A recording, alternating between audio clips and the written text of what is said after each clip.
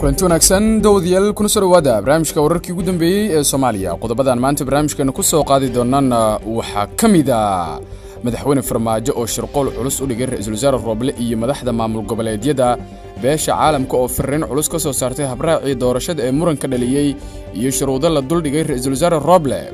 khilaafka Cabdi Xaashi iyo Mahdi Guuleed oo waji kala yeeshay kadib markii xog cusub laga helay qaabka uu ra'iisul wasaare Roble u wajahayo arrinta Somaliland.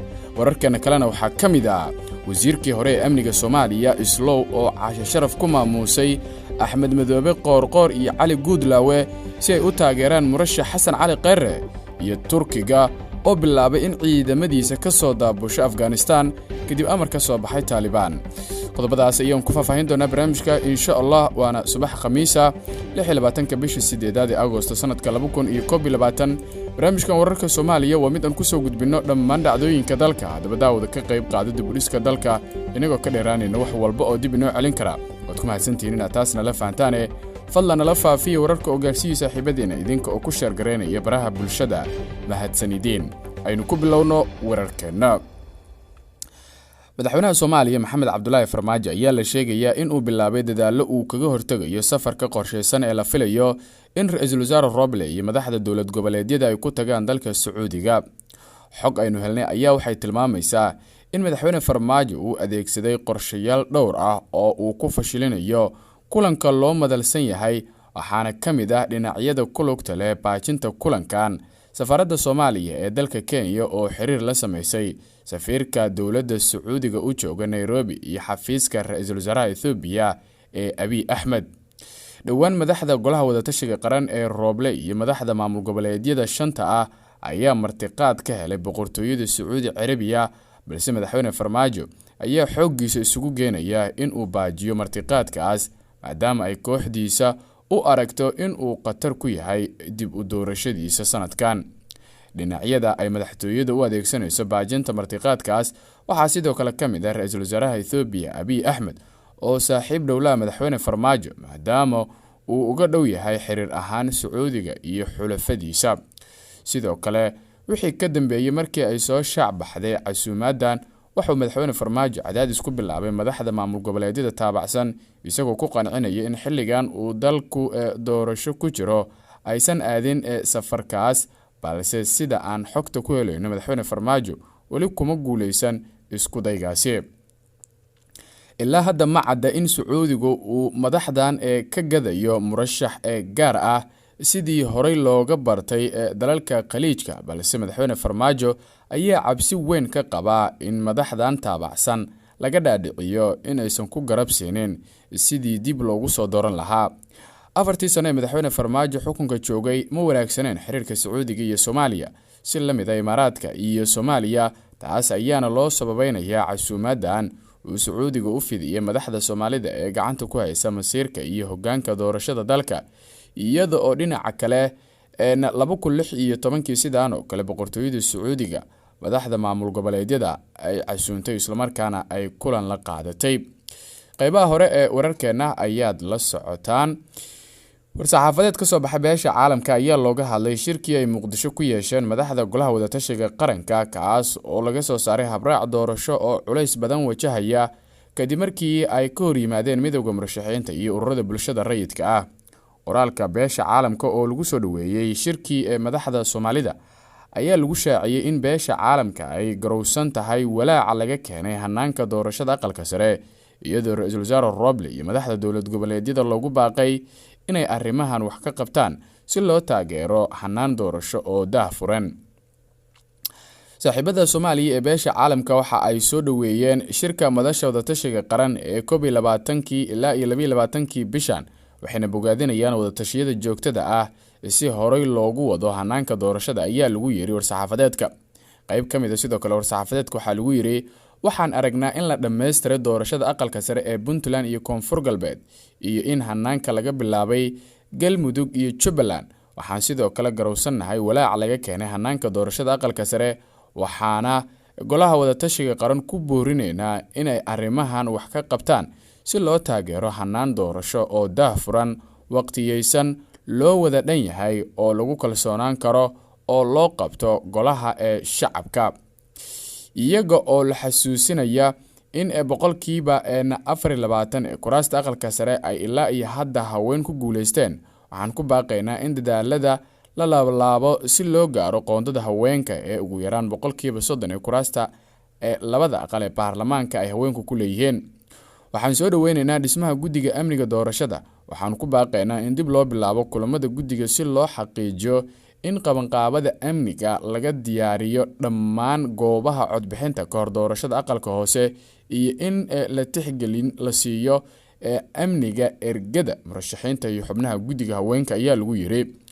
Waxaa sidoo kale lagu yiri war-saxaafadeedka ka soo baxa beesha caalamka, saaxiibadu waxa ay golaha wada tashiga qaran iyo saamileyda kale la wadaagayaan in ay rumaysan yihiin in hufnaanta hanaanka doorashadu ay muhiim u tahay xasiloonida Soomaaliya. Waxaan sidaa daraadeed golaha wada tashiga qaran ku dhiirigelinaynaa inay qaadaan tallaabooyinka laga maarmaanka si loo xaqiijiyo in hanaanka doorashada lagu dhameystiro si lagu kalsoonaan karo daahfuran oo waqtigii loogu talagalay ku dhacda. Ugu dambeyntii, saaxiibada beesha caalamku waxa ay ku howlan yihiin inay sii wadaan wada shaqaynta si loo hirgeliyo hanaan doorasho oo daahfuran oo waqtigiisa ku dhacda. Hadalka ka soo yaray beesha caalamka ayaa wuxuu ku soo aadayaa iyada oo cadaadisyo badan la saaray warmurtiyeedkii habraaca doorashada ee ay markaasi soo saareen golaha wada tashiga qaran. barnaamijka wararkii ugu dambeeyay ee Soomaaliya ayaad la socotaan. Warqad TV ayaad naga daawanaysaan. Haatanna aynu fiirino. waxaa mar kale sii xoogeysanaya khilaafka ka taagan kuraasta gobolada waqooyi ee Somaliland kadib markii ay siyaasiyiinta ka soo jeedo goboladaas ay u kala jabeen habraaci doorasho ee ka soo baxay golaha wada tashiga qaran. xildhibaan Axmed Maxamed Jaamac Ciro oo kamid ah mudanayaasha baarlamaanka ee ka soo jeeda Somaliland ayaa waxa uu eedan culus u jeediyay garabka Cabdi Xaashi, kuwaasi oo ku tilmaamay rag dana gaar ah ee markaasi u dagaalamaya oo aan wadin mid umadeed sida uu tilmaamay. xildhibaan Ciro oo isagu taabacsan garabka kale ee Mahdi Guuleed ayaa soo dhaweeyay habraaca ka soo baxay shirkii golaha wada tashiga qaranka. waxa uuna sheegay inay qayb ka yihiin tanaasulka doorashada si markaasi doorasho loo gaaro sida uu hadalka u dhigay shakhsigaasi. khilaafka kuraasta gobolada waqooyi ee Somaliland ayaa dhowr jeer soo noqnoqday, kaasi oo aan ilaa iyo hadda heshiis rasmi ah laga gaarin, iyada oo maalmihii u dambeeyay uu sii xoogeysanayay kadib markii ay labada dhinac ay ku sii kala jabeen habraacyadii ay soo saareen golaha wada tashiga qaranka. qaybaha dambe ee wararka Warqad TV ayaynu isla soo gaarnay. xalayto waxaa magaalada Muqdisho ka dhacay kulan uu soo abaabulay wasiirkii hore ee amniga Soomaaliya Maxamed Abuukar Islow Ducaale, kaasi oo ka dhacay magaalada caasimadda Muqdisho, gaar ahaan hooyiga uu magaalada ka degan yahay Xasan Cali Kheyre. kulankan ayaa waxa isugu yimid qaar ka mid ah madaxda maamul goboleedyada sida madaxweynaha maamulka Jubbaland Axmed Madoobe, madaxweynaha maamulka Galmudug Axmed Cabdi Kaari Qoorqoor iyo hogaamiyaha Hirshabelle Cali Goodlaw Xuseen. kulankan ayaa waxa uu ahaa mid ay markaasi wada yeesheen wasiirkii hore ee amniga iyo madaxdaas maamul goboleedyada iyo Xasan Cali Kheyre. kulanka ayaa muhiimadiisa ugu weyn waxa ahayd in looga wada hadlay arrimo la xiriira doorashada wadanka iyo sidii markaasi loo taageeri lahaa qorshaha Xasan Cali Kheyre. wasiirkii hore ee amniga Soomaaliya Maxamed Abuukar Islow Ducaale ayaa casho sharaftaasi waxa uu kaga dalbanayay Madoobe, Qoorqoor iyo waliba sidoo kale Goodlaw sidii ay taageero ugu fidin lahaayeen murashax Xasan Cali Kheyre, maadaama Islow uu yahay madaxa ololaha ee Xasan Cali Kheyre. ra-iisul wasaarihii hore ee Soomaaliya Xasan Cali Kheyre ayaa waxa uu ka mid yahay siyaasiyiinta ugu cadcad ee ku guuleysan kara xilka madaxtinimo ee Soomaaliya, maadaama muddo 3 sano iyo bar ah uu dalkan ra-iisul wasaare ka ahaa, isla markaana uu noqday ra-iisul wasaarihii ugu waqtiga dheeraa burburkii kadib. Xasan Cali Kheyre ayaa sidoo kale isaguna u gudbiyay codsigiisa madaxda maamul goboleedyada ee uu kulankaas dhex maray, isaga oo ka dalbaday in ay qorshihiisa ee kursiga filla Soomaaliya ay si weyn kaga taageeraan. ugu dambeyntiina militariga Turkiga ayaa bilaabay inay ka baxaan Afghanistan sida ay sheegtay wasaaradda gaashaandhigga kadib markii Taliban ay Ankara weydiisatay kaalmo farsamo si ay u maamusho garoonka diyaaradaha ee Kabul, laakiin waxay ku adkaysatay inay militarigeeda kala baxdo dhamaadka bisha Agoosto. wakaaladda wararka ee Reuters ayaa sheegtay Arbacadii in Taliban ay ku adkaysatay in Ankara ay si buuxda ugala baxdo militarigeeda dhamaadka bisha Agoosto dalkaas, inkastoo xukuumadda madaxweyne Recep Tayyip Erdogan loo sheegtay in muddo bil ah ay joogi karto garoonka diyaaradaha Kabul haddii la codsado kadib markii Taliban ay qabsatay Afghanistan.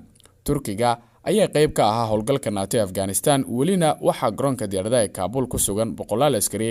Waxay sidoo kale ku lug leedahay dadaaladii daadgureynta labadii toddobaad ee la soo dhaafay markaasi ka socotay dalkaasi. Xiriiro kala duwan kadib iyo qiimeynta xaaladaha jira, daadgureynta ciidamada qalabka sida ee Turkiga ayaa bilaabatay, ayay tiri wasaaraddu.